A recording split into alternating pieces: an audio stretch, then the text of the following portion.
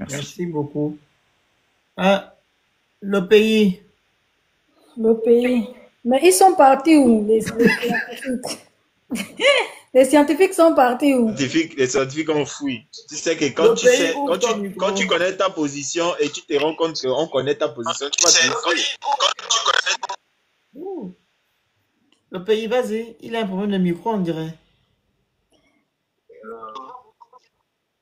Bonsoir, bonsoir déjà. Vous m'écoutez? Oui, bonsoir. Vous m'écoutez? Je suis C'est écouté. pas eu un retour. Je suis écouté. Oui. Je suis écouté. Oui, tu as écouté le pays. Ok, bonsoir Esther, bonsoir le Oui, tu Phénix. as écouté le pays. Bonsoir, c'est toujours un En fait, sentiment le renouvelé pays, de tu me écoutes retrouver le live sur vos sur un panels. autre. Non, Tu éc- c'est quand le pays ouvre son micro. Non, non, c'est pas ça. Il écoute le live dans un autre, sûrement sur un ordinateur ou quoi. Coupe le micro là-bas, sinon si tu Non, essaies j'ai mon d'écouter ta voix, téléphone. ça va pas fonctionner.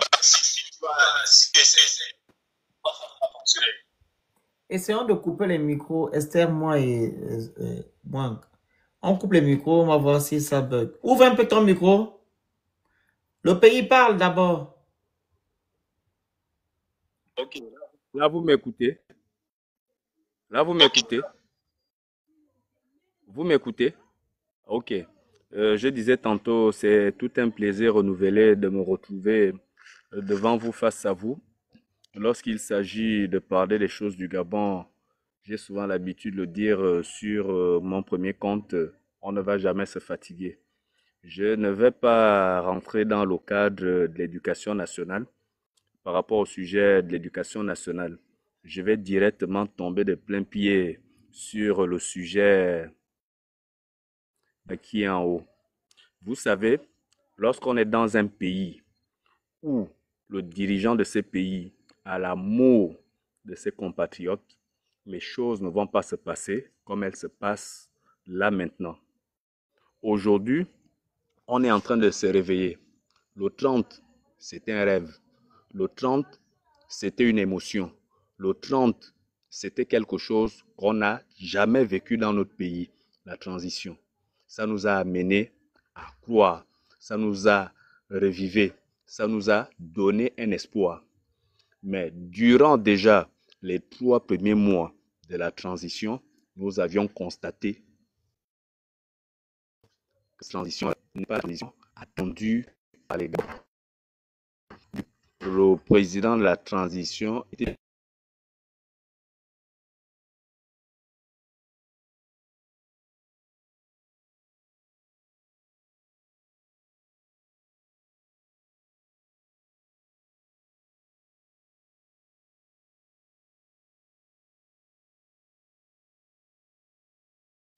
Il a un problème Il y a un problème de connexion, je crois. de connexion.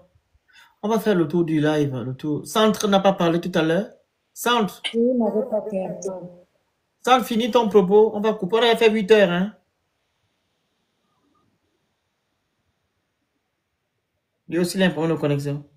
Oui, je crois que centre même, il doit être, je sais pas, mais il a un gros problème de connexion. Il a un gros. Donc, Esther va clôturer, pardon. Vas-y, Mwang parle après, Esther va clôturer. Vas-y. Mwang, mot de fin. Alors, moi, ce que je peux dire, c'est qu'on ne peut pas vouloir qu'un État se développe sans avoir mis les bases. Vous savez, quand on construit une maison, on commence toujours la maison par les fondations, le soubassement et puis ça, et ainsi de suite. Si les fondations, vous ne les faites pas, c'est-à-dire vous occupez du peuple d'abord, je suis désolé, la machine ne va pas prendre. Vous aurez beau faire tous les effets d'annonce que vous voulez, la machine ne prendra pas parce que pour que la machine du Gabon prenne, il faut que les Gabonais eux-mêmes se sentent Gabonais dans leur pays. Alors que pour l'instant, les Gabonais, dans leur entièreté, ils ne vous suivent que pour un intérêt et pas par un esprit ou bien animé d'un esprit patriotique. C'est pour ça que tout ça là est en train de se passer. Ça ne fonctionne pas. Vous êtes obligé de soudoyer, comme Kanywa a dit tout à l'heure. Pour avoir un document, il faut donner. Et même, il y a eu l'exemple de la dame qui a parlé tout à l'heure en disant qu'elle connaît quelqu'un. Cette phrase-là veut dire que le pays ne fonctionne pas correctement. Si pour résoudre quelque chose, il faut connaître quelqu'un, ça veut dire que le pays ne fonctionne pas correctement parce que le pays fonctionne avec des individualités et pas la patrie. Et pour qu'un pays se développe, il faudrait penser patrie, pas chacun pour soi, Dieu pour moi, comme c'est le cas actuellement. Donc, si je suis un ami d'Oligui, ça va fonctionner. Ou bien si je fais partie du rayonnement qui entoure Oligui, je serai épargné. Ça là, ça veut dire que vous n'aurez donc pas dû faire des coups d'État et arriver à votre 5e République. Parce que ça se voit bien. Vous aurez beau cacher comme vous voulez. L'éducation, ça ne va pas. Vous avez donné le bac aux gens, ça ne va pas. La santé, ça ne va toujours pas. L'alimentaire, ça ne va toujours pas. On vous donne toujours les poulets embaumés ou vous ne connaissez même pas d'où ça provient. Ou quand vous connaissez d'où ça provient, vous n'avez pas les bonnes DLC dessus. Donc, le transport, ça ne va pas. On nous a menti. Au finish, on se rend compte que c'est du mensonge. La santé, oh là là, oh là là. La santé, c'est carrément, oh là là, oh là là. Là encore, récemment, j'ai vu une dame qui est en train elle est en train de se faire avoir par le même Jeanne Ebori qu'on a dit que c'est résolu. Une semaine, elle est venue, elle a eu une ordonnance une semaine. C'était 200 000. La semaine qui suit, elle doit maintenant 4 millions. En une semaine, hein, c'est quitté de 200 000 à 4 millions. Donc, ça veut dire que la santé, là, que vous avez dit que, oh non, c'est pas vrai. Donc, si vous ne comprenez pas ça, si vous voulez être, comme Kaniwa disait, une peuplade, continuez à rester dans la peuplade, là, que vous voulez être. Et vous allez toujours venir vous plaindre sur les réseaux quand ça ne va pas. On va continuer à casser vos maisons gratuitement, sans vous dire pourquoi, sans vous dédommager. Pourtant, c'est écrit dans votre constitution qu'on doit vous informer et vous dédommager. Mais comme vous ne lisez pas, vous ne cherchez pas à vous informer. Votre travail, c'est le bar, le Congo ça. Le bar, le Congo ça. Quand c'est le bar, j'ai réussi à trouver 500 pour avoir la régap. Mais quand j'essaye de mettre 500 de connexions pour m'informer sur ce que j'ai droit, je trouve ça lourd. Tant que vous n'allez pas mettre ça dans vos cerveaux, mais le Gabon ne va pas démarrer. Le Gabon va toujours être en mode je connais le ministre de tel, je connais le directeur général de tel, je connais. Et puis on va aller dans ça. Pas d'audit pour le Gabon. Je ne vois pas comment vous allez résoudre les problèmes. Vous ne pourrez pas. Il y a combien d'habitants qui résident dans l'État gabonais? Vous ne les connaissez pas. Rien que ça, c'est bon. Les statistiques de l'État gabonais, vous ne les avez pas. C'est ça qu'on appelle les fondations. Vous n'avez pas les fondations. Mais vous voulez construire une maison sans les fondations. Ça va fonctionner comment? Sincèrement parlant. Phoenix, pardon. Les gens là fatiguent les gens. Ok. Kaniwa, après Esther va clôturer. Maître, tu devais faire le mot de fin. Oui, alors, je vais en profiter pour clôturer en rebondissant sur un sujet. Comme tout à l'heure, j'en parlais rapidement, je voulais vraiment rebondir sur le sujet du nombre de magistrats, du nombre de notaires, du nombre d'avocats, etc., par rapport à la population gabonaise. Alors, il y a une diversité de choses, hein. Moi, je vais essayer d'être un peu honnête avec vous. C'est un gros problème. Alors, déjà, on sait que le Gabon, c'est un état de droit dans les papiers, mais dans la réalité, c'est une autre affaire. Donc, vous voyez, au-delà du fait que dans le pays, le fonctionnement n'a pas tendance à respecter les règles, il y a en plus le fait qu'on a justement une justice et des métiers d'auxiliaire de justice qui sont très peu pourvus. Donc, ça ne facilite pas non plus la tâche à ces gens-là qui travaillent justement pour essayer d'établir une justice au Gabon. Et qui paye le prix fort? Eh bien, c'est la population, ce sont les citoyens. Quand vous avez 110 avocats, par exemple, ou 120 avocats, alors je pense que c'est plus 110 que 120, ça, en tout cas c'est entre 110 et 124 par là, avocats au Gabon, ça veut dire que vous avez des gens qui sont, je sais pas moi, par exemple à Chibanga, à Mayumba, qui peuvent avoir un sérieux souci et avoir besoin d'un avocat pour les défendre, parce que la loi va dire que c'est obligatoire, par exemple, d'avoir un avocat pour aller devant telle juridiction. Même s'ils n'ont pas d'argent, et c'est pas le sujet, parce qu'il est censé y avoir aussi un système d'assistance judiciaire pour accompagner financièrement les personnes qui n'ont pas suffisamment d'argent à avoir un avocat, un huissier, etc. Bref. Même s'ils n'ont pas d'argent, eh bien, ces personnes-là vont se priver vont renoncer à leurs droits. Je rappelle que le droit à la justice, à l'accès à la justice, c'est un droit fondamental. Ils vont renoncer à leur droit à la justice parce que justement, au-delà de leur situation financière, ils ne peuvent pas matériellement avoir un avocat puisque au Gabon, il n'y a qu'un seul barreau, c'est le barreau du Gabon. Le siège, c'est à Libreville. Vous allez avoir quelques cabinets comme ça à Port-Gentil, par exemple, ou à Franceville, ou éventuellement à Oyem. Mais dans le reste des grandes capitales, il n'y en a pas.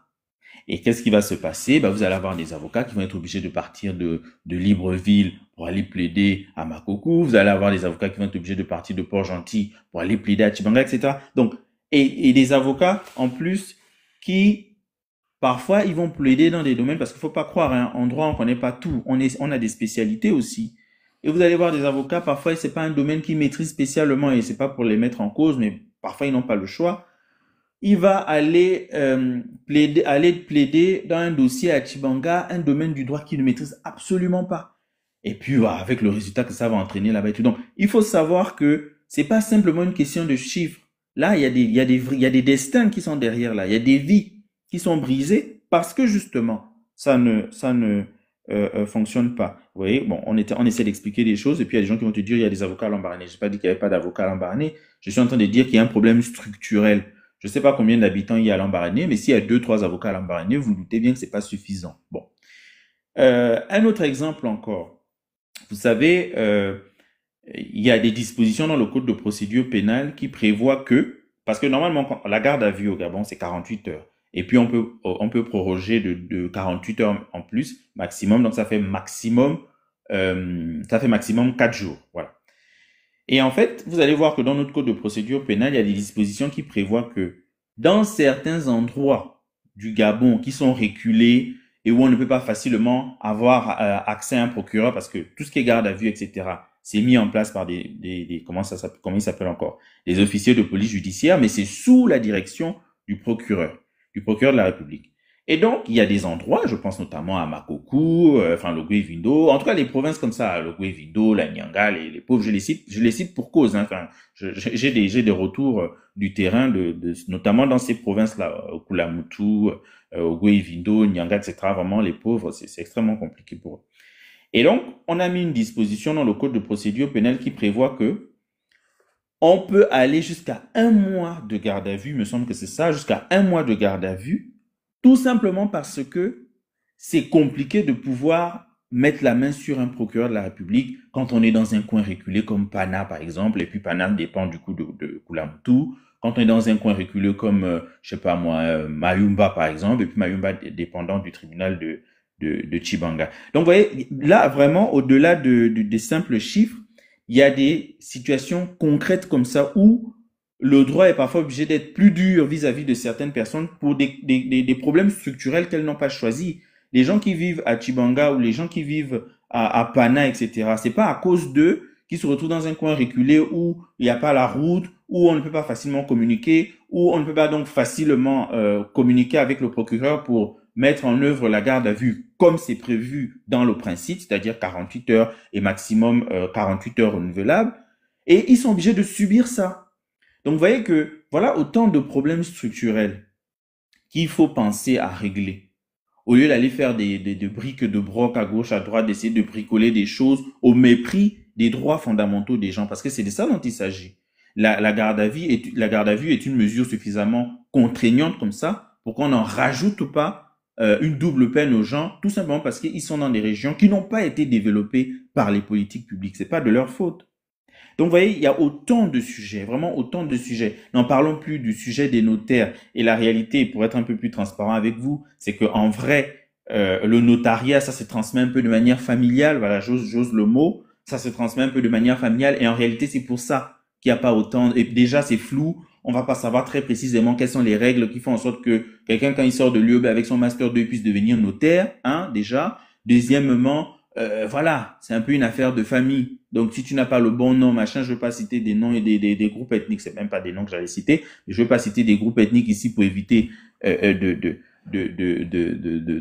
stigmatiser, c'est pas ça mon sujet, je veux juste mettre la lumière sur comment on appelle, la problématique du phénomène, parce que malheureusement, il y a pas beaucoup de monde qui savent qu'en réalité, il y a ces problèmes-là qui se posent dans ces domaines-là parce que ils sont pas de ces domaines-là. Quel autre problème encore? L'autre problème aussi, c'est que justement, les juges d'instruction ont beaucoup tendance à mettre une grande majorité de gens en détention préventive, alors que c'est pas forcément nécessaire. Pourquoi est-ce qu'on met les gens en détention préventive? Tout simplement parce qu'il n'y a pas de système d'adressage au Gabon. Même dans la capitale du Gabon, Libreville, il n'y a pas de système d'adressage. C'est-à-dire que toi, en France, par exemple, le Phoenix, si le juge d'instruction veut te convoquer, il t'envoie un courrier. Mais au Gabon, c'est impossible. Donc, qu'est-ce que les juges d'instruction font? Les petits, là, qui font des larcins à gauche, à droite, je ne dis pas que c'est une bonne chose de faire des larcins, bien sûr. Mais je suis désolé, un petit vol d'une chaîne IFI ou d'un écran plat, vous pensez vraiment que ça vaut 3 ans, 4 ans de détention préventive? Enfin, disons-nous un peu les choses. Disons-nous les choses. Mais on prend ces gens-là, on les met en détention préventive parce que, voilà, on veut être sûr d'avoir la main sur eux quand on aura besoin d'eux pour les actes de procédure. Et c'est comme ça que vous vous retrouvez à avoir plus de 3300 personnes dans la prison centrale de Libreville. Et sur les 3300 personnes, près de 70% sont en détention préventive. Et mieux, non seulement près de 70% sont en détention, près de 70% d'entre eux sont en détention préventive, donc surpopulation carcérale gratuite. Mais en plus de cela, on dépasse toujours, quasi systématiquement, on dépasse les délais de la durée légale de la détention préventive. J'ai fait une vidéo il n'y a pas longtemps où j'expliquais le cas d'un jeune Gabonais qui a passé 10 ans en détention préventive pour une affaire de vol. À la fin, il a été relaxé. Ça veut dire qu'il n'y avait aucune preuve pour qu'on puisse le condamner. 10 ans en détention préventive. Le gamin, il est rentré à 20 ans, il est sorti à 30 ans. Vous vous rendez compte? Donc, quand on parle des chiffres, quand on parle du fait qu'il faut plus de juges, il faut des gens mieux formés, il faut ceci, des gens sont venus nous dire, ah, est-ce qu'on a besoin de 500 juristes? Ah bon? Attends, tout est dit, ça c'est tout est dit, hein. 10 ans en prison et on te dit que non, tu n'es pas coupable. Oui. Oh, 10 ans en détention préventive. Et c'est pour ça que j'alerte les Gabonais en disant que ne pensez pas que quand quelqu'un est en prison, ça veut dire que la personne est forcément voyou ou délinquant. Non, parce qu'il y a ces mécanismes-là du droit que les gens ne connaissent pas forcément. Et en plus de cela, n'importe qui peut être impliqué dans une procédure pénale. Et c'est pas, une fois de plus, c'est pas parce qu'on est impliqué dans une procédure pénale qu'on est nécessairement coupable. Et quand vous avez un système de la justice qui dysfonctionne autant, qui dysfonctionne de manière aussi chronique, n'importe qui, personne n'est à l'abri. Là, je suis en train de vous parler de l'affaire du gamin là qui a passé 10 ans en détention préventive. Ça vous semble loin. Mais ça arrive à tellement, vous n'avez pas idée. C'est-à-dire que ce n'est pas exceptionnel. C'est même presque la norme, en fait. Ça arrive tellement. Dernièrement, il y a eu la session criminelle. Vous avez entendu? Non, je ne sais pas ceux qui se sont intéressés un peu à la session criminelle. Les gens passaient, la majorité d'entre eux, là, vous allez entendre, 5 ans de détention préventive, 8 ans de détention préventive, 7 ans de détention préventive. C'est pas conforme à la loi, hein. La loi, même quand c'est un CRIME, c'est maximum 24 mois de détention préventive. On a d'ailleurs eu un cas qui permet de mettre la lumière sur cette situation. Cilia Bongo et sa suite. C'est pas, ils ont obtenu la mise en liberté provisoire. Ça faisait, je crois, 20 mois de détention préventive pour eux. C'est ce que la loi prévoit, oui. Mais là, quand c'est pour eux, la loi est appliquée, l'écrasante majorité des Gabonais qui n'ont ni père, ni mère, ni machin, ni non, ni quoi. Eux, ils passent les 7 ans, 8 ans en détention préventive, hein. Ngori, comme on dit, hein. Donc voilà. Je ne vais pas aller loin, mais bon. Le Gabon, là, pardon. Le Gabon. Olivier devait revoir tout ça. Les 7 ans, là, les 7 ans. Fini, je vais parler après. Esther, qu'on peut le faire. Je vais parler. Moi, je vais vous renvoyer au discours du président à l'émission Un président projet pendant les élections présidentielles. Vous vous souvenez, il avait dit les magistrats exagèrent. Il était même allé un peu plus loin, je le paraphrase, ils nous font du chantage. Ils demandent des primes, alors qu'ils peuvent tout simplement faire comme la DGDI. Ils peuvent prendre 95% de leurs recettes et puis se partagent ça. Entre qui, on ne sait pas. C'est ce qu'il avait dit, hein. Je me rappelle. Je n'invente rien, parce que les magistrats réclamaient pas mal de choses et tout. Je me rappelle de ça, oui, c'est vrai. Voilà, ils exagèrent. Pourquoi ils n'écrivent pas leur propre argent? Je ne sais même pas si le président s'est rendu compte que il parlait des fonctionnaires. Les agents de la DGDI n'ont pas le droit de retenir 95% de leurs recettes et se partager ça. Surtout qu'on ne sait même pas s'ils se partagent ça entre tous les agents de la DGDI ou bien ils se partagent ça entre les plus gradés. On ne sait pas. Mais on sait que 5% des recettes de la DGDI sont versées au trésor public. Parce que pour avoir fait le passeport, nous tous on sait qu'on passe sur 2 guichets. Un guichet qui est marqué DGDI sur ton reçu et un guichet qui est marqué trésor public.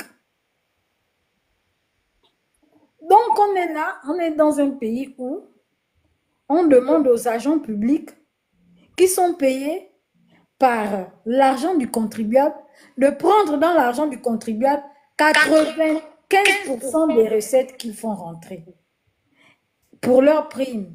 Et leur salaire de base est retiré dans les 5% qu'ils envoient au trésor. Est-ce que vous trouvez que c'est logique? Comment un pays peut fonctionner avec des mécanismes aussi ambigus? Et puis on se demande où va l'argent du pays. Bon, quand vous dites que le magistrat peut créer lui-même sa source de revenus, n'interdisez pas aux enseignants de vendre les notes. N'interdisez pas aux enseignants de dire à un enfant que non, si tu veux avoir 10 de moyenne, il faut me donner 50 000, 30 000, 100 000 pour refaire ton bulletin pour passer en classe supérieure. Parce que lui aussi cherche à joindre la rentrée de septembre, il va payer les fournitures de ses enfants avec quoi? Il va payer les fournitures. Je n'extrapole rien. C'est ce que le président avait dit. Je n'extrapole rien. Il avait bien dit ça. Il ne faut pas venir me dire non, je n'ai pas compris les propos du président. Il a dit non, il ne faut pas m'énerver. Ce sont les tarés des ciboulots. Ce sont les tarés des ciboulots. Il ne faut pas les écouter. Je savais les gens bêtes. Ceux qui font le passeport au Gabon. Le commentaire là, tu n'as pas vu ça. Hein? Je vous invite, ceux qui font le passeport au Gabon, quand vous partez faire le passeport au Gabon, il y a pas de, vous ne passez pas par 2 guichets. Il y a un guichet, il y a un reçu qui est écrit DGDI. Vous n'avez pas il y a un reçu qui est écrit Trésor public. Le président avait dit, faites comme à la DGDI. Et même il crée leur propre argent. Si elle veut, on lui met ça là. Il se partage ça. Mais, si tu veux, on te remet ça. Mettez, c'est mieux. Mettez. C'était quel à Gabon 24, non? Ou bien? Oui, un président, un projet. Vas-y, maintenant, Mwang. On est là, on attend. Attends, je cherche la partie. Esther n'a qu'à parler, en même temps, on attend la partie là. Donc, quand vous êtes déjà dans un pays où lui-même, le président, il est venu dire que créez votre propre argent. J'invite maintenant les enseignants aussi à trafiquer les bulletins. Là, c'est la rentrée. Les enfants cherchent à s'inscrire dans les établissements, ils cherchent la place. Vendez les places à 100 000, à 200 000, à 250 000, comme on faisait avant. Parce que indirectement, c'est ce que notre président nous dit. Je le dis, ce n'est pas de gaieté de cœur. Mais voici dans quoi nous sommes au Gabon. Exact. C'est-à-dire qu'on rentre par effraction partout. Même dans les domaines où il ne faut pas rentrer par effraction. Et vous vous étonnez qu'il y a des petits lapins familiques qui viennent là sur les lives là, raconter des histoires qui n'ont ni tête ni queue, parce qu'ils sont partis étudier au Brésil. Et puis ils sont devenus super, je ne sais pas trop quoi. Oh non, au Brésil, on fait comme ça. Mais mon frère, depuis que tu t'exprimes là, même ton code linguistique pose problème. C'est la preuve que tu as un parcours scolaire Ibrougoudou, Ibragada. Tu as mis le mot là. Non, parce que non, c'est la preuve que même le code linguistique pose problème. C'est-à-dire le gars, il est même allé à l'école. Quand on prend ceux qui n'ont pas eu les matières, c'est-à-dire les profs, dans les matières fondamentales, on ajoute ceux qui ont trafiqué les bulletins, on ajoute ceux qui ont trafiqué les relevés de notes à l'UOB pour être des juristes. Est-ce que vous voyez dans quel type de société nous sommes? Nous sommes dans une société malade. Et malheureusement, notre président nous a même montré que nous étions dans une société malade. Parce qu'il a normalisé le fait que la DGDI prend 95% de leurs revenus. Le passeport, c'est quoi? 45 000, non? Oui, apparemment. 40 000, c'est pour la DGDI, 5 000, c'est pour le trésor public. J'ai encore mes reçus, hein, quand j'ai parti faire mes passeports au Gabon. Il y a bien un reçu qui est écrit DGDI et un reçu qui est écrit trésor public. Tapoter, partager, s'il vous plaît. Le reçu qui est écrit DGDI là, l'argent rentre dans le compte de qui? Et est-ce que c'est tous les agents de la DGDI qui se partagent ce revenu-là? On parle quand même des 40 000 francs. Imaginons, ça c'est seulement les passeports, mais les titres de séjour. Le prix du titre de séjour varie selon le pays d'origine. Tapoter, partager, envoyer les cadeaux, vous écrivez Good Life. S'il vous plaît, respectez les consignes. On va atteindre 200 cas. Voilà, le professeur peut vendre ses fascicules, ce qu'il n'a pas le droit de faire. L'enseignant peut le proviseur peut vendre les bulletins de notes. C'est qu'il ne fait pas partie de ça. Mais puisqu'il faut que lui aussi cherche là où il va toucher sa prime. Il faut que lui aussi cherche là où il va toucher sa prime. Donc il faut qu'il crée de la richesse. On demande aux gens qui délivrent des services de créer de la richesse, de créer leur propre argent. Est-ce que vous voyez la dangerosité de dire que les gens qui sont au tribunal là-bas doivent créer leur propre argent? Je parle sous le contrôle d'un juriste.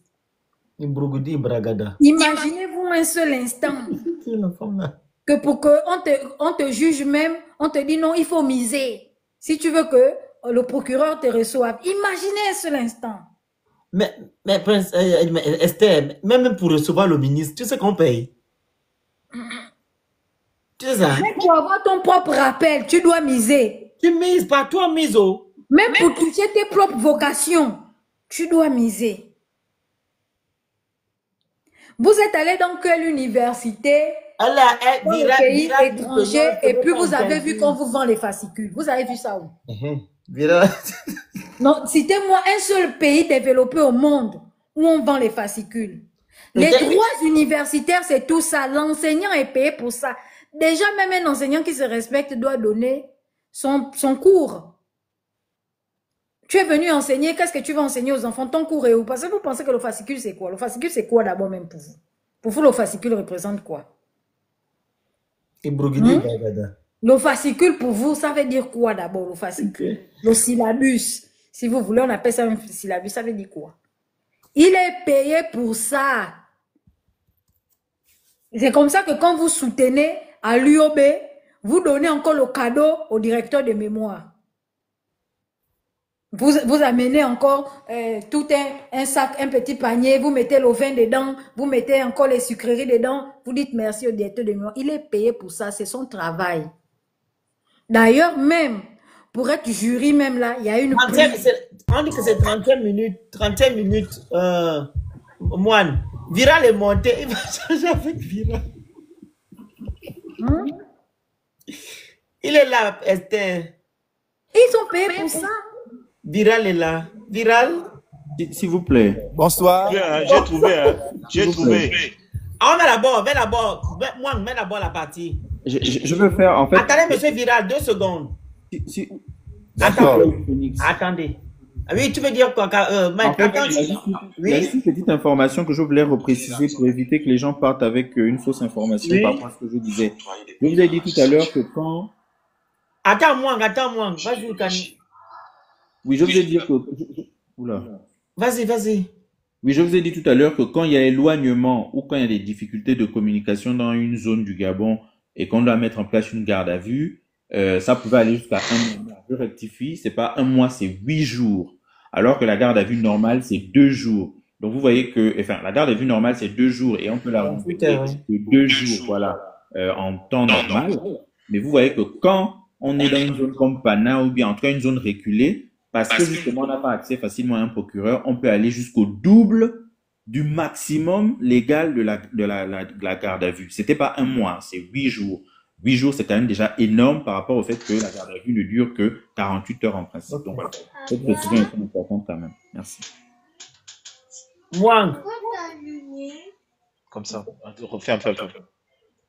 On dit il faut octroyer des primes à la magistrature. J'ai lu le fichier. La prime la plus basse, 1 million. Magistrat moyen, 2 millions. Magistrat hors catégorie, 3 millions. Total, 25 milliards. Où trouve-t-on cet argent pour payer les primes de 25 milliards? Il faut qu'on se dise la vérité dans ce pays. Vous trouvez 25 milliards où? Pour payer ces primes. Et vous voulez m'amener à signer un document comme ça? Je ne vais jamais le signer. Oui. En France, ailleurs, la magistrature fait rentrer de l'argent. Pourquoi ne pas fonctionner comme le CEDOC? Faites rentrer de l'argent. Vous versez 5% à l'État. Et le reste, c'est pour vous, ça vous. Ce sont vos primes. C'est ce que le CEDOC. Voilà maintenant viral. Réponds. Ils versent 5%, le reste, Mais stop. ils ont les primes, ils ont le fonctionnement. Viral. Envoie d'abord envoie 10 millions. Vous allez me laisser parler comme Viral, envoie d'abord 20 millions d'abord, après tu parles. Parce que c'est ce que Esther a dit là. Partagez-vous, c'est vos primes. Donc c'est pour vous. Maintenant, envoie d'abord 20 millions. Non. Ce n'est pas ce qu'il a dit. Attention. Oh! Remets, moi. Arrête. On remet. Attends, non. Viral. Non. Tu as dit, attends, tu as dit, attends d'abord, tu vas parler, on est là, ne t'inquiète. Tu as dit en commentaire que le président n'a pas dit que vous prenez l'argent là pour vous. Voilà. C'est ce que tu as dit. Mais quand on écoute la note là, il dit, c'est pour vous, ce sont vos primes, ça c'est pour... qu'est-ce que tu vas arranger? Il a dit, faites comme le fonctionnement. Il a dit, c'est pour le fonctionnement. Attention, c'est pour votre fonctionnement. Non, il a dit. Les gars, fonctionner. Attends, regarde. Attends, viral. Fonctionner comme le CEDOC, tu ne veux pas dire c'est le fonctionnement. On dit fonctionner, c'est que faites pareil comme le CEDOC. Mais le budget non, il a dit, ils prennent dans la ligne budgétaire. Fonctionnement. Mais non. Ils donnent 5% à l'État. Ils donnent 5% à l'État et le reste. Mais ils s'enfoncent même encore. Le Phénix. C'est ça la phrase. Non, c'est pas grave. Il donne 5%. Ok, on a compris. Il donne 5% à l'État. Ok, viral, on remet la note. Le Phénix, il s'enfonce même encore. Il s'enfonce même encore parce que le CEDOC a un budget de fonctionnement. Il parle de quel argent encore de fonctionnement? Lequel? Il s'enfonce même encore. Moi, mets la vidéo. On met. On écoute. Mon frère viral. Et vous voulez m'amener à signer un document? Argument, papa. Je ne vais jamais le signer. En France, ailleurs, la magistrature fait rentrer de l'argent. Pourquoi ne pas fonctionner comme le CEDOC? Faites rentrer de l'argent. Vous versez 5% à l'État. Et le reste, c'est pour vous, ça vous. Ce sont vos prix. C'est ce que... Coupe. Il a dit quoi là? Déjà coupe. Le CEDOC, ferme ton micro, tu vas parler, Vira, tu vas parler. Le CEDOC, donc la DGDI aujourd'hui, n'est pas une institution autonome. D'accord? L'une des rares institutions autonomes qu'on a dans les pays, on va dire démocratiques, c'est l'université. Est-ce que vous comprenez? C'est l'université qui a son propre budget de fonctionnement et par la suite est subventionnée par l'État. Parce que l'université, juridiquement parlant même, est une institution autonome. Voici pourquoi on parle de droits universitaires qui sont reversés à l'université parce qu'ils ont un compte, ils ont leur propre compte bancaire, ils ont leur service comptable et l'État vient les subventionner en fonction de ce qu'ils ont fait entrer. D'accord? Le budget de fonctionnement du CEDOC, c'est dans la ligne budgétaire de l'État. Ils ont déjà un budget de fonctionnement. Parce que les agents du CEDOC sont d'abord des agents publics, c'est des fonctionnaires. Donc leur prime, c'est pas eux-mêmes qui doivent créer ça. Et c'est ce que le président de la République a dit à son interview. C'est grave. Et tu viens nous dire c'est leur budget de fonctionnement. Tu t'enfonces même? Qui a dit qu'ils doivent créer leur budget de fonctionnement? Les budgets de fonctionnement, c'est dans les cas des institutions autonomes. Et après, ils sont subventionnés en retour par l'État. Le cas de l'université, par exemple, allez-y lire les textes de l'université. Voici pourquoi c'est une aberration que le recteur de l'université soit nommé en conseil des ministres. Parce que l'université est d'abord une institution autonome. Donc on peut comprendre si l'université a son propre bancaire, son propre compte bancaire, s'il récupère déjà, même nous on paye les frais, les droits universitaires directement au trésor public. Alors qu'en France, quand tu peux payer les droits universitaires, c'est l'université qui t'envoie la facture. C'est pas le trésor. Tout à fait, je confirme. C'est pas le trésor. C'est bien la comptabilité de l'université qui t'envoie la facture. Et ils démantèlent même, ils te disent même, les frais universitaires là sont dispatchés comme suite. Ça, c'est pour ça, ça, c'est pour ça, c'est détaillé dans ta facture. Alors que nous, au Gabon même, l'université qui est censée être une institution autonome, reversait ses fonds directement au trésor public et attendait que le trésor public nous renvoie les fonds. Alors que si nous-mêmes, on gérait nos propres fonds, peut-être que ça ne pourrait pas fonctionner comme ça. Alors qu'au trésor, on vous dit bien que, à la DGD, on vous dit carrément que ils prennent 95% de leurs recettes. Qui va à la présidence même.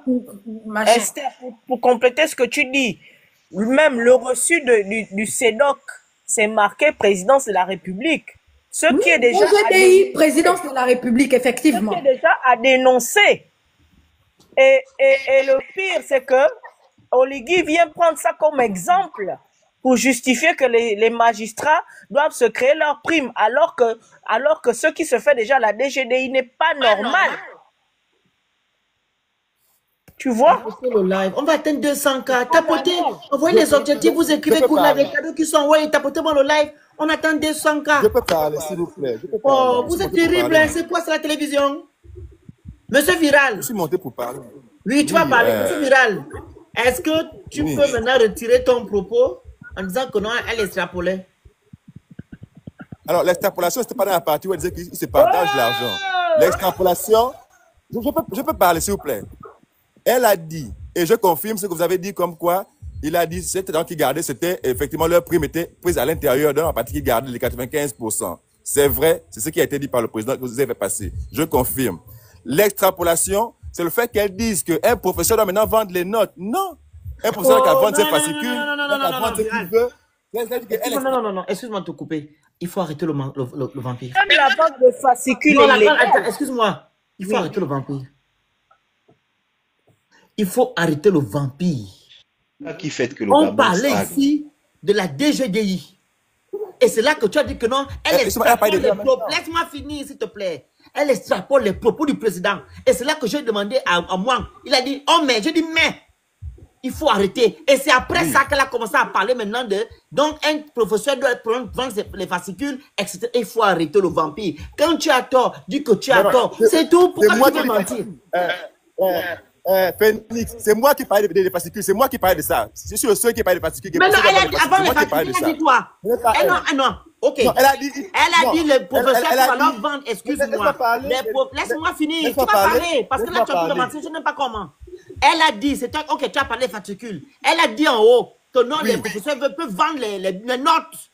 Ou bien, les notes, voilà, les notes. Je vais reprendre mot pour mot ce que j'ai dit. C'est incroyable, les gens. Je vais reprendre mot pour mot ce que j'ai dit. J'ai dit ceci. Elle a dit, elle a vendre les notes. Viral, ferme ton micro. Moi, c'est abusé de parler comme ça. Un professeur crée son argent en vendant ses micro, Viral. Mais pas les notes. Viral. Ne laisse pas parler, Esther. Vous parlez, on vous parlez, non. Vous parlez, on vous laisse parler.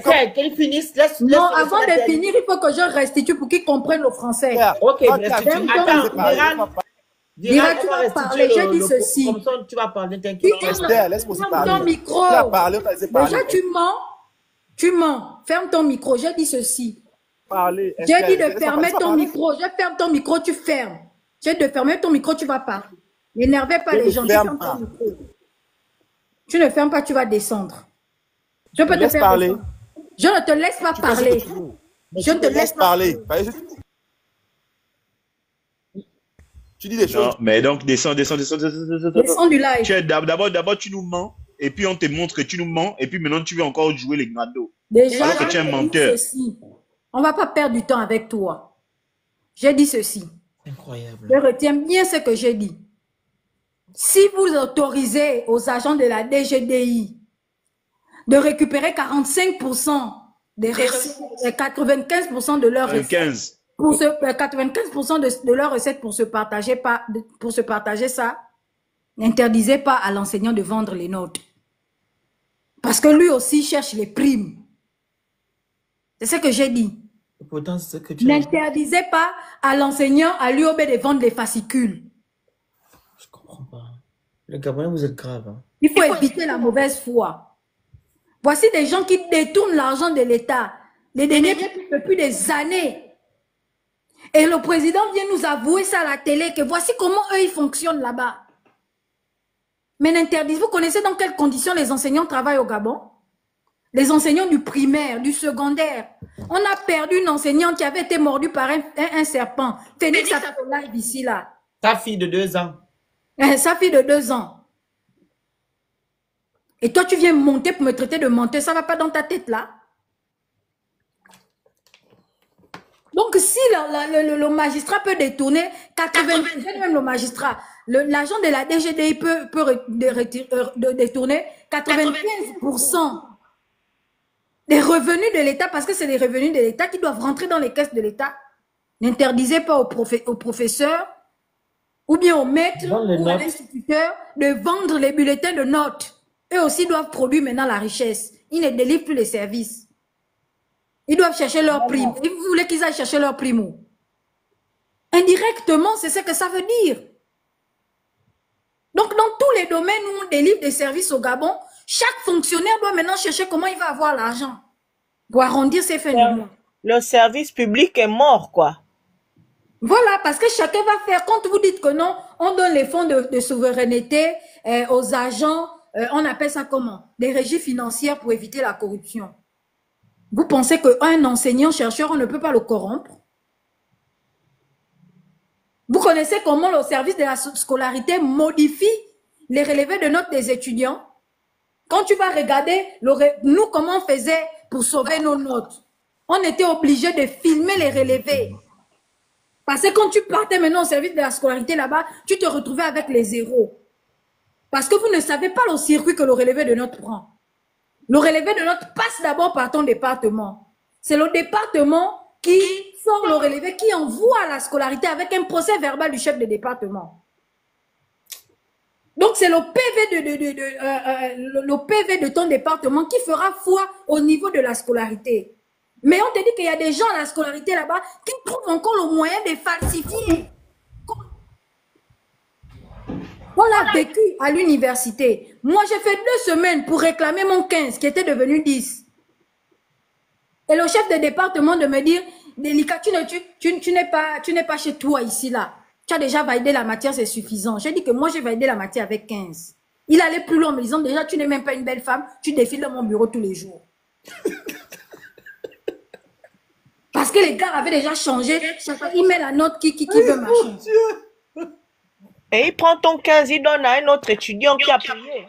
Il donne mon 15 à un autre étudiant qui veut avoir la bourse pour quitter le Gabon. Oui, oui. Parce qu'il y a des machins. Donc, quand toi, tu te tortures, tu étudies toute la nuit pour avoir ton 14, parce que pour quitter le Gabon, il faut avoir 14. Toi, tu n'es pas belle pour venir dans mon bureau. Monsieur, parce qu'il a mis à sa petite copine ton 15. Même au CUS, moi j'étais au CUS, c'était comme ça.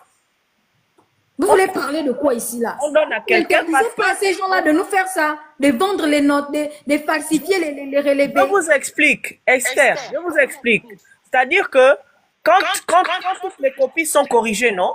On sait par exemple qu'il y a eu 5 étudiants qui ont eu 10, 3 étudiants qui ont eu 11, 4 étudiants qui ont eu 12, 5 étudiants qui ont eu 13, ainsi de suite. Ce nombre-là ne peut pas bouger. Mais on intervertit les notes. On va prendre ton 13, on va attribuer à l'étudiant qui est l'enfant de X ou de Y et qui doit absolument passer, et ainsi de suite. Même au CUS, c'était comme ça. Je vous dis que j'ai des collègues médecins, même s'ils m'écoutent là, on se connaît entre nous. Je vous dis que j'ai des collègues médecins. Oh mon Dieu, si je devais ouvrir ma bouche. Ceux-là, si mon petit frère me dit, ou ma petite soeur me dit qu'il va voir celui-là, je dis pardon. Pardon. C'est-à-dire le fils de quelqu'un qui travaille dans le rectorat, qui a redoublé toutes ses classes, de la 6e en terminale. Chaque année, il changeait de lycée. Il faisait chaque classe 3 fois. Arrivé au CUS, parce que son parent travaille au rectorat de la faculté, il devient super étudiant. Il fait 8 sur 8, 7 sur 7, en volant les notes des gens. On prend ta note, on donne à un tel. Et toi, on prend la note, on t'attribue. Ainsi de suite. Parce qu'il a donné de l'argent. Tu vois un peu? Donc, je confirme. C'est pour confirmer ce que disait Esther, en fait. Merci. Vas-y. Ron Blue. Micro. Il s'est trompé de live. Sam Rita. Vous m'entendez ou pas? Je comprends, on t'écoute. Je comprends les gens qui montent sur les panels là. Ils savent qui sont sur les panels. Hein. Vas-y. Oui. En fait, c'est un sujet qui est très intéressant et je vais en profiter pour faire... tu vas encore en profiter. Il a fait 8 heures. Hein. Oui, je sais, mais enfin, c'est dommage que ce soit que ces sujets-là soient abordés à la fin du live, c'est dommage, mais bon. Parce que il faut qu'on fasse un peu de, comment ça s'appelle encore là? Faut qu'on fasse un peu de pédagogie, en fait, à l'endroit de nos concitoyens. Parce que je pense que quand certains propos sont tenus, des propos qui peuvent être contraires aux principes de base de la République, et que ces propos-là sont bu ou admis par une écrasante majorité des citoyens, ou en tout cas l'écrasante majorité des citoyens considèrent que c'est normal, le problème, pour moi, c'est les citoyens. C'est les citoyens qui ne savent pas quels sont les grands principes qui encadrent le fonctionnement de la République et qui trouvent normal des propos qui vont à l'encontre de ces principes. Bref. Déjà, les magistrats, que ce soit la DGDI. La DGDI, ce sont des officiers de police judiciaire, non? C'est une direction de la police, il me semble, qui dépendent du ministère de l'Intérieur. Bon. Donc, qui dit ministère de l'Intérieur, qui dit police, dit fonction publique, administration publique. Le but, c'est quoi? C'est servir l'intérêt général au travers du service public. Bon. Pareil pour les magistrats. Les magistrats, ils dépendent du ministère de la Justice. Ils font une mission de service public. Déjà, le premier principe, c'est que le service public est gratuit. Ça, c'est un principe fondamental en droit administratif. Et il me semble que le Gabon, le droit administratif gabonais, et s'inspire de la coutume française en la matière. Donc, il n'y a pas de raison qu'en France, le service public soit par principe gratuit et qu'au Gabon, ce soit le contraire. Bon, bien sûr, à tout principe, il y a une exception. L'exception veut qu'il y ait certains types de services qui, pour X ou Y raison, il y a des justifications, soient payants. Mais quand on dit payant, c'est vraiment des sommes, on va dire, dérisoires. Par exemple, aujourd'hui c'est un peu grave de payer 20 000 francs pour comment on appelle ça, un certificat, alors comment ça s'appelle encore là, le casier judiciaire, voilà. Bon, je trouve que 20 000 francs c'est quand même un peu excessif, mais enfin bref, quand vous allez payer... C'est 10 000. Voilà. Normalement, c'est censé être, les sommes en question là, c'est censé être dérisoire. C'est censé être dérisoire. Par exemple, pour prendre le cas de la France, du coup, dont on s'inspire, quand vous partez faire une demande de visa, il me semble que c'est autour de 70 € par là, même si c'est vrai qu'en France, ça fait un peu plus cher. Enfin, 70 €, ça déplace pas des montagnes non plus. Donc, vous voyez, quand le service public peut être payant, la somme doit être accessible, la somme doit être dérisoire, parce que le principe, c'est que le service public est censé être gratuit. Maintenant, quand dans le cadre du service public, il arrive que les gens n'aient pas d'autre choix que de payer une petite contrepartie pour pouvoir en bénéficier, la contrepartie en question peut avoir différentes appellations, ça peut être une taxe, ça peut être une redevance, etc., etc. Bref, tout ça là, ça a des appellations spécifiques. Pourquoi est-ce qu'on va appeler ça redevance? Pourquoi est-ce qu'on va appeler ça taxe? Pourquoi est-ce qu'on va appeler ça machin? C'est tout simplement parce que cet argent-là, comme c'est l'argent du public, je rappelle qu'on est dans une république, donc la chose qui appartient à tout le monde, à tous les Gabonais, eh bien cet argent-là, il va aller dans les caisses de l'entité publique qui reçoit l'argent, qui encaisse l'argent. Ça peut être l'État, donc ça repart dans les caisses de l'État, comme ça peut être un démembrement de l'État, je sais pas moi, la province, la mairie, etc., etc. Toujours est-il que, oui, je croyais qu'il y a quelqu'un qui était en train de parler. Toujours est-il que ça reste de l'argent public.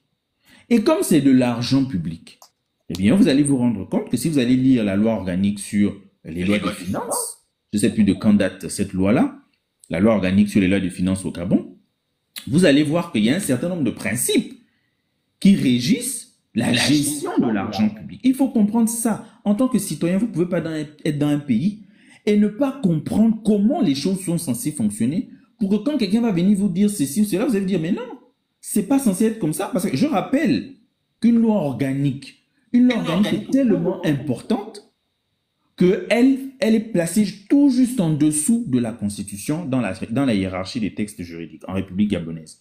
Vous avez tout au-dessus la Constitution. Ensuite, vous avez les lois. Et parmi les lois, la loi la plus importante, c'est la loi organique. Parce que la loi organique, elle vient compléter la Constitution. Donc, quand dans la loi organique, on pose notamment le principe de sincérité dans le cadre de la gestion du budget de l'État, ou en tout cas de la gestion du budget de l'argent public, du budget de toutes les autres entités, comment dirais-je, de tous les autres démembrements de l'État, vous ne pouvez pas trouver logique qu'on puisse vous expliquer que une entité publique, une administration publique qui est régie par le droit public, par le droit administratif, puisse bénéficier de 95% des recettes publiques. Je rappelle que c'est de l'argent public. Bénéficier de 95% des recettes publiques qu'elle engendre au titre de primes qui sont reversées aux agents de l'administration en question. Parce que ça organise un peu une forme d'opacité dans la gestion de cet argent public-là. Or, la loi organique sur les lois des finances au Gabon dit qu'il y a un principe de sincérité dans le cadre de la gestion de l'argent public. Comment on fait pour appliquer le principe de sincérité dans le cadre de la gestion de cet argent public-là à partir du moment où 95% de cet argent public, on ne sait pas. On ne sait pas. On dit seulement que vous pouvez prendre ça pour faire vos primes. On ne sait pas comment les primes en question vont être réparties, par qui, sur quels critères. On n'en sait strictement rien. À ce compte-là, c'est quasiment confiscatoire qu'on se dise les choses. Surtout quand on sait que c'est de l'argent public et que par principe, le service public est censé être gratuit. Donc, qu'est-ce qu'on est en train de vouloir donner comme idée? On est en train de vouloir donner comme idée aux fonctionnaires que, en fait, vous n'êtes plus là pour remplir le service public, vous devez aller faire le service public et gagner de l'argent avec. Or, c'est pas ça l'idée, la philosophie de base qui est derrière le service public et qui est derrière l'engagement du fonctionnaire. En réalité, quand vous êtes un fonctionnaire, vous êtes comme un prêtre. Vous faites un sacerdoce. Vous n'êtes pas censé aller vous enrichir dans le cadre de la fonction. On ne s'enrichit pas dans la fonction publique. C'est au Gabon où on a inversé les valeurs par rapport à ça. Et là, je suis en train de... Le propos que je tiens, ce n'est pas un propos politique. C'est un propos républicain. C'est un propos juridique, puisque c'est écrit noir sur blanc dans nos textes juridiques. Que ce soit dans la loi organique sur la loi des finances, que ce soit... Alors, je suis désolé, il y a un avion qui passe très loin, là. Pas très loin, c'est un peu compliqué. Que ce soit dans la loi organique sur la loi des finances, comme je disais tout à l'heure, que ce soit dans le statut de la fonction publique, le statut du fonctionnaire, vous allez retrouver tous les principes que je suis en train d'évoquer là. Donc, aujourd'hui, c'est un peu compliqué, justement. Surtout quand on sait que dans le fonctionnement de l'administration au Gabon, parfois l'argent se donne de la main à la main. Moi, je suis déjà allé faire légaliser chez des greffiers au palais de justice de Libreville. Vous allez faire légaliser, par exemple, une décision, enfin légaliser c'est un peu trop dire, mais ils vont mettre des cachets dessus. Quand vous avez une décision de justice, vous êtes obligé pour la faire légaliser et tout, vous êtes obligé de repartir auprès du greffe de la juridiction qui a rendu la décision. C'était un truc, je crois que c'était 3000 francs qu'il fallait payer, mais enfin, vous remettez les 3000 francs, et ça c'est un truc qui m'avait d'ailleurs choqué, vous remettez les 3000 francs à la greffière à la main. Ça m'avait d'autant plus choqué que ça faisait à peu près 8 ans déjà que je vivais ailleurs. Et ailleurs, même si c'est 25 € que vous payez, on vous remet tout de suite. Même si c'est en ligne que vous payez ça, on vous remet tout de suite un justificatif que vous avez bel et bien payé ça. Et c'est un justificatif des finances publiques. Hein. C'est peut-être les finances publiques nationales ou les finances publiques départementales, mais en tout cas, c'est un justificatif des finances publiques. Donc, quand je suis arrivé et que j'ai payé les 3000 francs CFA à la greffière comme ça à la main, j'avoue, je suis resté un peu quelques secondes comme ça debout en me disant qu'elle allait peut-être me remettre un reçu. Rien du tout. Rien du tout.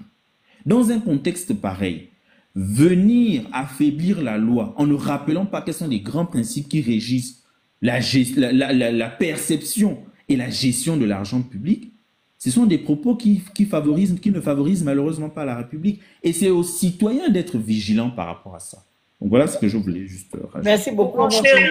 On va couper le live. Le Phoenix, oui. Pour enchérir à ce que le frère vient de dire, moi je vais donner par exemple l'exemple de l'hôpital. On va couper le live. À l'hôpital, quand on nous payait nos primes, que ce soit les primes de garde, que ce soit les quotes-parts, c'était toujours le trésor public qui venaient, les agents du trésor public, qui venaient nous payer nos primes.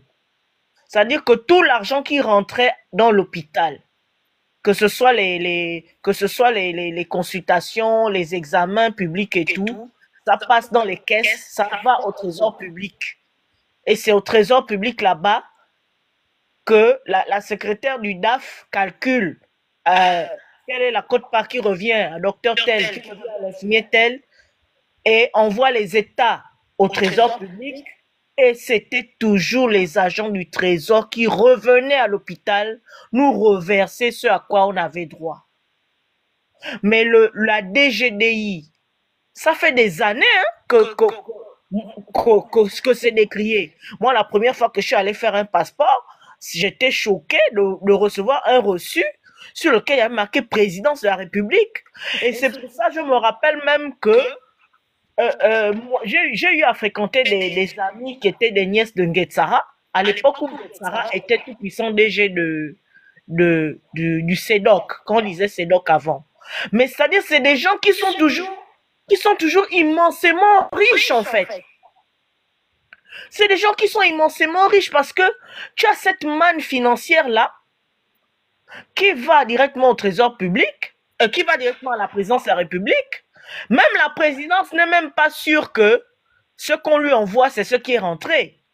Parce qu'au milieu, là, chacun se sert. Même les petits policiers agents du CEDOC, là.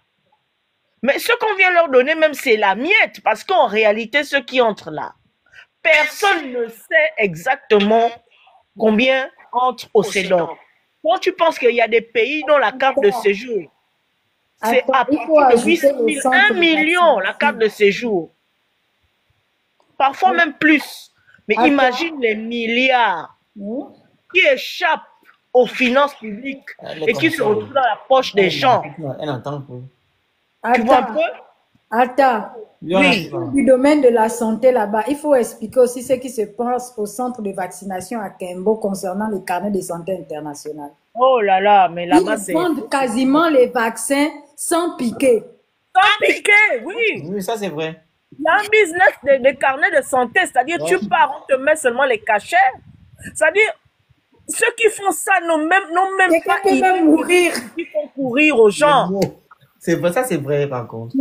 Ils vendent quasiment les carnets de vaccination sans piquer. Non, c'est pas quasiment, hein. C'est pas quasiment, ils vendent. Ils vendent. Avec les cachets, tout. Mais la personne n'a pas été vaccinée, on te vend le carnet comme ça. Surtout ceux-là qui veulent voyager là. Voilà. Mais le certificat phyto à l'aéroport qu'on vend à 10 000 francs, c'est gratos aussi, on ne vérifie rien. Et puis il y a même eu l'inflation sur ça, hein. C'est incroyable. Hein. Les prix augmentent même. Hein. Oui, les prix augmentent. On veut dire qu'il y a l'argent au Gabon, mais les gens volent comme n'importe comment. En tout cas, c'est à chaque... La loi a tout dit, le service public chacun vole. En fait, comment je peux dire ça? Si tu es au haut niveau, tu voles à ton niveau. Si tu es au niveau moyen, tu voles. Si tu es au bas niveau, chacun vole à son niveau. Hein. Voilà. Voici pourquoi tu vas avoir les policiers qui disent non, moi je veux qu'on m'affecte à la DGDI. D'autres qui vont te dire non, moi je veux qu'on m'affecte là où on attrape la drogue là-bas. Et le mot, ouais, à la DGS. Voilà, à la DGS. Donc là, on attrape. La fameuse DGSS. C'est la DAF. Je ne sais pas, il y a un service là, le service qui a la FOPI là. Entre la FOPI et le commissariat de Sogato. C'est la DGSS qui s'occupe de entre la FOPI et le commissariat de Sogato là. Il y a une direction de la police là, c'est eux qui n'ont pas les bonnes. La PJ. Pas la PJ c'est Como. Le B2, la BAC. Non, le B2 c'est la BAC. Qui n'a pas le bon business. Ils sont habillés en noir là. Oui, c'est la BAC qui n'a pas les bons réseaux. C'est la BAC qui souffre. La PJ, ils sont à l'aise. L'autre là, les gars qui sont à la gare routière. À l'aise comment? C'est sûr oui, la PJ, tu vois comment ils ont les La PJ est à l'aise parce que je t'explique comment la PJ est à l'aise. Pour les choses des gens. Quand on t'attrape, voilà, c'est le cadre. C'est pas ça, hein? qui a le bon Non, réseau. ça là, ça dépasse. Moi, ce que je connais, Mais c'est je dans le code t'explique de La le PJ, procédure moi, je la les pénale. PJ. joue en or avec les gros Tu bijoux. peux, pour ne pas Moi, être ce que je connais, c'est ce déféré. qui est écrit dans le code de procédure pénale. C'est que vous êtes en train de Oui, dire là. oui. Ah, pardon. Kaniwa, bon, Kaniwa, la PJ, non. Si on Oui. t'arrête et puis on t'amène à la PJ pour ne pas être déféré, c'est l'enquêteur qui fait le procès verbal. Si l'enquêteur vous dit donner 300 000, le petit ne sera pas déféré. Le petit ne sera pas déféré. Et le procureur, donc c'est le procureur normalement qui décide de la Quand suite de le procureur vient lire le c'est PV, pas non. Le procureur vient lire le PV, non.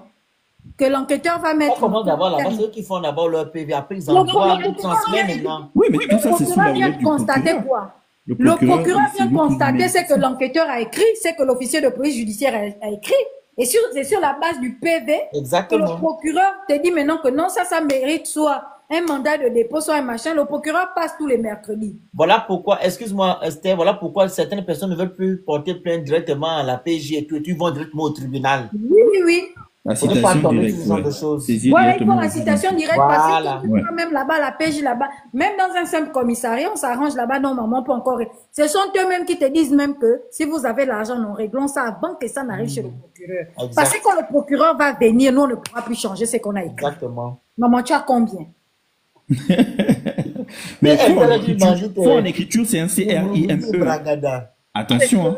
Faux en écriture, surtout par une personne Le pire, dépositaire c'est de que même l'autorité dans les publique. cas C'est un même dans les CRIME. cas de VIOL, hein, c'est-à-dire tu as un cas d'agression XX, Il a dit, eh bien, exactement, ils disent même que. la victime, on s'en fout de la victime, hein. Oui, oui, On exact. dit aux parents de l'accusé que non, donnez tant, on vous libère.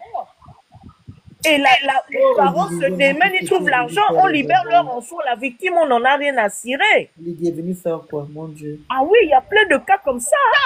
Oligui, tu as du travail, hein, 7 ans que de construire les immeubles.